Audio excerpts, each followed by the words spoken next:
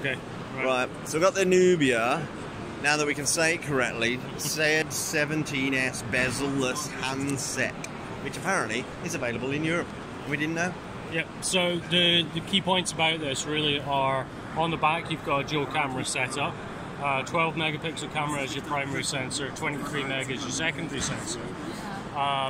What they're talking about this being used for is actually using the two lenses in conjunction with each other to get more light into the photographs, so better low light quality and things like that. We've had a little brief look at what they're calling camera family, and in here it does allow you to play around with electronic aperture in a very Nokia-esque grid format, like we've seen in Windows phones before. I'll be honest, at the moment, for love nor money, I can't see much of a difference with the aperture, but that's probably due to the lighting levels in here. And you can also play around with shutter speed and all of those sort of things.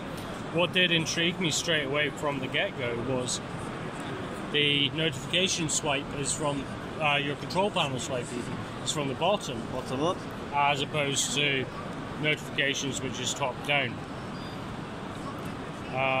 You've got the usual multitasking, which will give you a nice little message saying your phone's been accelerated. That's just a very brief, I don't know what that app is, but a very, very brief look at what is a nice design. You've got four-sided curved glass. It is running a Snapdragon chipset, the MSM 8998. What that actually is in real term, we don't know, but we will find out. Yeah. Fingerprint reader on the back, as I mentioned before, the dual lens cameras. I believe it will be charging via USB Type-C. Single speaker on the bottom with your microphone, and then again on the top. So nice little handset coming into the European market. This one's coming in at $599. Yeah. And there is also a mini version which doesn't have the bezel-less design, and that's going to be a little bit cheaper.